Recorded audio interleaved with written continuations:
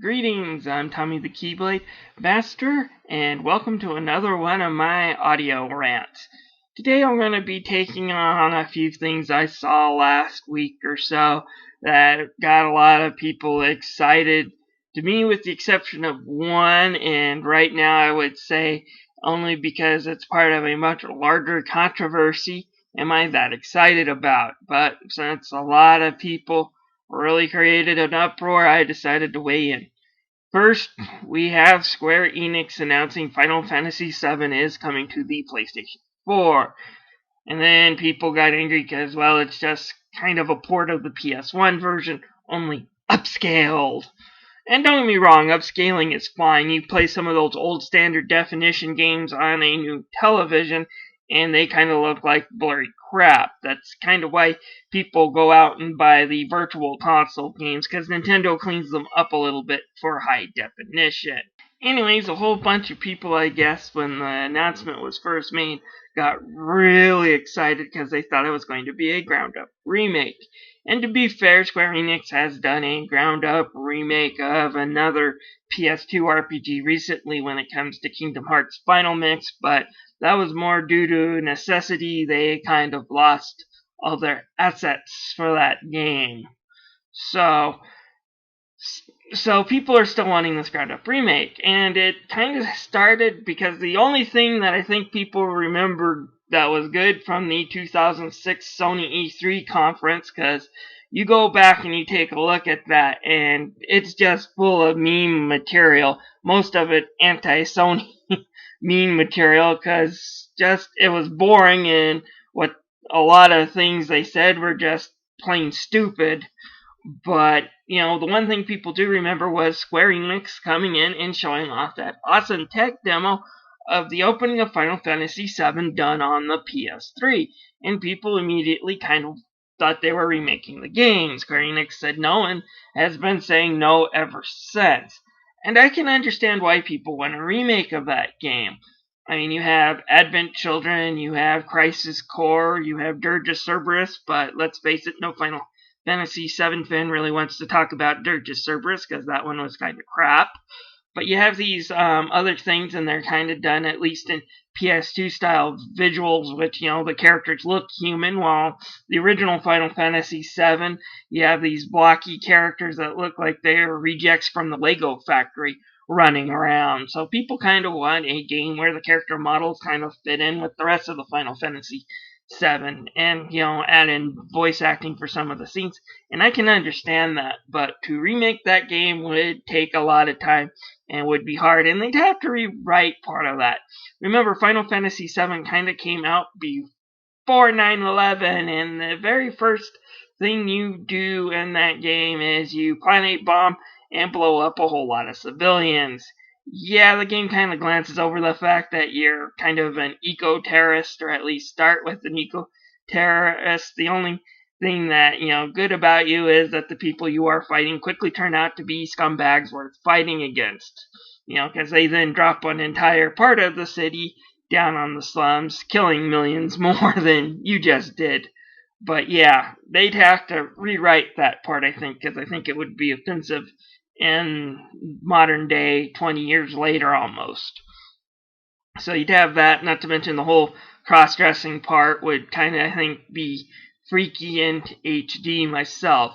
So I can understand that, and, Square Enix not wanting to spend money, they got plenty on their plate that's new. Final Fantasy 14 and its upgrades, Final Fantasy 15 coming out, and hopefully they don't screw it up. Not to mention Kingdom Hearts 3, and that's just the Japanese branch. So, personally, I'm not looking for a Final Fantasy VII remake, so I don't understand the big hoopla. It's something I'd buy if it came out, but it's not something I'm going to pound the table to demand for. What this does worry me about with the PS4 is, this is PS4 and Xbox One are the first consoles to come out in a decade, probably, that aren't backwards compatible with an older console. And that's something I have taken advantage of. I mean, I don't have my PS1 really hooked up anymore. My PS2 is kind of just sitting around collecting dust, because I can play them all on my PS3. Same thing with Xbox. I never owned an original Xbox, but I do have a few of their hits because I can play them on the 360. Now, the Xbox One and the PS3 come out, and they're like, well, you downloaded a bunch of digital-only games, digital-only copies of games, and, have a whole, shelf full of retail games, and we're not going to let you play them on this next-gen console. So, Sony basically is, not Sony at least, but Square Enix is kind of making the point, don't expect those PS1 games that you've downloaded on the PS3 and PSP and Vita to be playable on the PS4.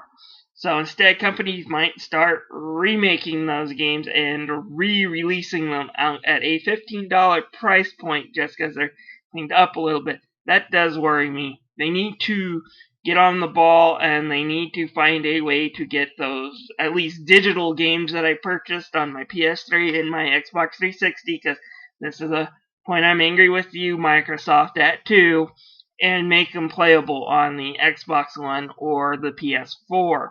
So, that's what the Final Fantasy VII thing represents to me. We might not get these games that we downloaded back, these classic games, PS1, PS2, and even PS3 games, back again. They're going to be stuck on that console, and that is a shame. So hopefully that won't happen, but if it does, expect to have to re-buy them again if you want to play them on your PS4. That's worth getting angry about, but at the same time, not too surprising. Alright, on to the next thing that I saw people getting really angry at. The announcement that Street Fighter is going to be a Sony exclusive next generation. Now, my thought is, welcome boys and girls to the way the video game industry has operated, pretty much in every generation with the exception of the last.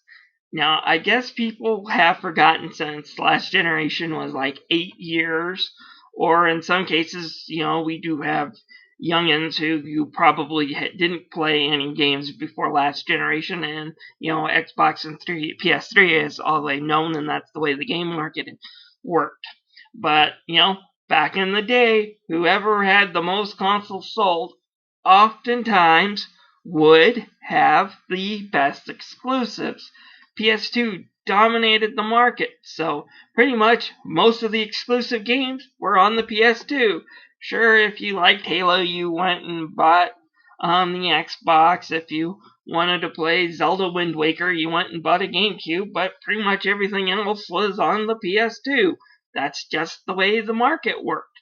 So, once again, every time we have a new console generation, the deck completely gets reshuffled, and the way business is done changes. That's just the fact of life. What has happened this generation? Well, so far, last generation we saw the PS3 kind of being a regional console in Japan and doing okay but not great elsewhere, while we've seen Xbox 360 do terrible in Japan but great elsewhere. So basically everything outside of some of the niche Japanese RPG late in the console lifetime, pretty much every other game we saw was cross-platform, with the exception of those niche RPG games and, of course, the first-party content. So pretty much, every time a new game was announced for consoles, you were pretty sure that it would be multi-console. Sure, some DLC might appear first on another console, but for the most part, you're going to get the game regardless of what console. Well, again, new generation, new deck. What do we see? Well, this time so far, Microsoft might be a regional console, America. And even in that region, they're not doing exactly the world's greatest. Now, granted, after the holidays, things might have changed a little bit. I will applaud Microsoft on a great marketing scheme. I'm tempted to go out and get an Xbox One. It's $330, and I get a choice to either a whole bunch of Halo games or a whole bunch of Assassin's Creed games for $330, when it was like $500 just a month or two ago. So that price drop and bundle might change things, at least here. But needless to say, regional console, that's pretty much America specific, mainly because the way they handled their announcement and their launch. I mean, E3 a year or two ago when they were unveiling the Xbox One was kind of a disaster.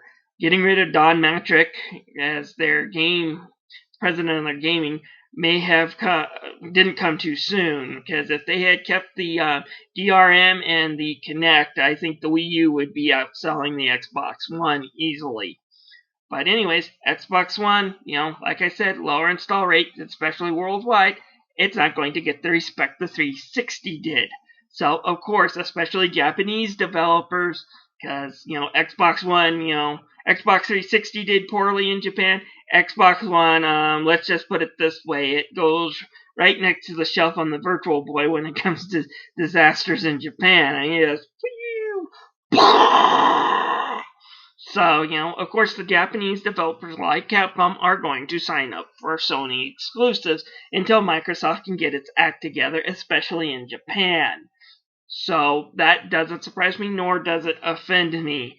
As usual, if you're a real gamer, you're going to probably end up with all the consoles by the end of the life. Which one you pick up first and which one you spend the most money on will vary, but you'll end up with all the consoles, at least if you're me. Now, I can understand some people not being able to afford it, but once you make the choice, you just have to live with you're not going to get all the games. That's the way it was in the past generations. I mean, when I had a choice between the N64 and the PS1, I chose N64.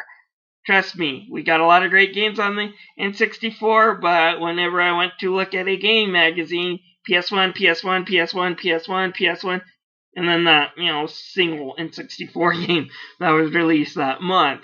So, like I said, it's just the way the game market goes.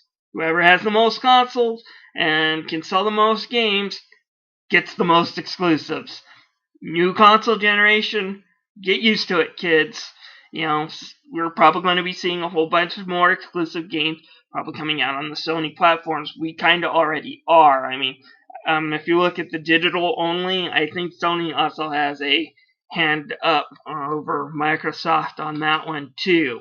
So, it'll be interesting to see. I mean, there's still time for Microsoft to change it. They're not completely lost. They're not in a tailspin yet. But right now, I would say it's looking like, Microsoft may be dealing with a tailspin. And they're doing a lot of great stuff to keep that from happening. But, like I said, get used to exclusives appearing on Sony's consoles unless Microsoft can change things not only in America, but worldwide. And that is very tricky after launch. Once people have a perception that your console is no good, that's what happens. Anyways, let's also talk about another thing that kind of came out last week. And this wasn't a leak, this wasn't a press release, this was a hack. Sony had no intention ever for this news to be released to the public. I don't know what Sony's done to piss off every hacker in the world, but it seems like they're always the number one target for these guys. You almost feel sorry for them. But anyways, when it comes to gamers, since it was their movie part that got hacked, when it came to gamers, there was an announcement that Sony was in talks to make another Super Mario Brothers movie. Now, if you're going, Sony is Nintendo's number one competitor, why the heck would they want to make a movie? Well, Sony is a beast with many heads in many departments, oftentimes operating individually. Think about it this way. Spider-Man 3 was made by Sony. It was hyped by Sony. The original PlayStation 3 had the Spider-Man font on it. So why the heck would they then go and license their game to be released multi-console? Because it would gain more revenue from the licenses to Sony's movie, and Sony's movies cares more about making profit for themselves than whether or not the PS3 got an exclusive game. Same here. If a Super Mario Brothers movie gets a major hit and brings in Sony a lot of money, they don't care. I could also say the same thing about the Blu-ray drive, because Sony had a large part in making the Blu-ray drives. The Blu-ray drive is on their competitor Xbox One. Well, Microsoft has to pay a licensing fee to put the Blu-ray on the Xbox One, and some of that goes to Sony. Sony wasn't the only one who made those Blu-ray to invent them. Blu-ray, of course, they were part of a collective, but Sony still makes money, and they're not going to try to stop it. So same thing here. So this isn't Sony trying to screw over Nintendo again. This is a completely different ballgame. Anyways, it was going to be it's talked to be an animated movie, and according to the leaked emails, Wata seems to be somewhat interested, which is a turnaround. I mean, after the 1993 Super Mario Brothers movie, which was a major bomb, mainly because, and this is my problem, usually when I hear a Japanese company is going to do an animated film based on a Western property, Halo, a DC or Marvel comic, or The Matrix, usually I get excited because usually it turns out different, but it's obviously that the people who made that movie do respect the source material. Usually I crap myself though when I hear that an American company is getting a Japanese IP and is going to make an American movie, because you get the idea that the people who made the movie never bothered to watch or play the material to even understand it. That was Super Mario Brothers in the 1993 version. Whoever made that movie obviously had no respect for the games because it had nothing to do with the spirit of the games. The spirit of the games is Alice in Wonderland and Jack and the Beanstalk with an Italian plumber in it. That is the spirit of the game. I don't know what the heck the spirit of that movie is supposed to be. I don't think it's the worst video game movie ever, nor is it the worst movie ever, but it's not a great movie. It falls in the so corny, so bad that it's actually kind of enjoyable in a strange type of way.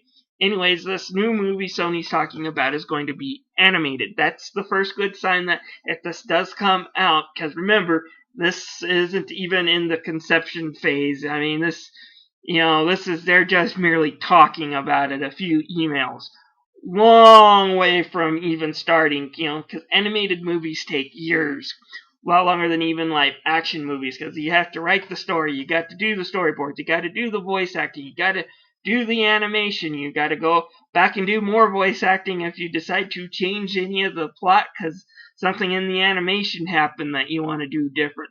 Then you got to reanimate again, then you got to color, mark it, and then finally, you get your movie. It's a lot takes a lot longer, usually a year or two longer to make an animated movie. But right now we're just in the conception, and Sony's talking about it.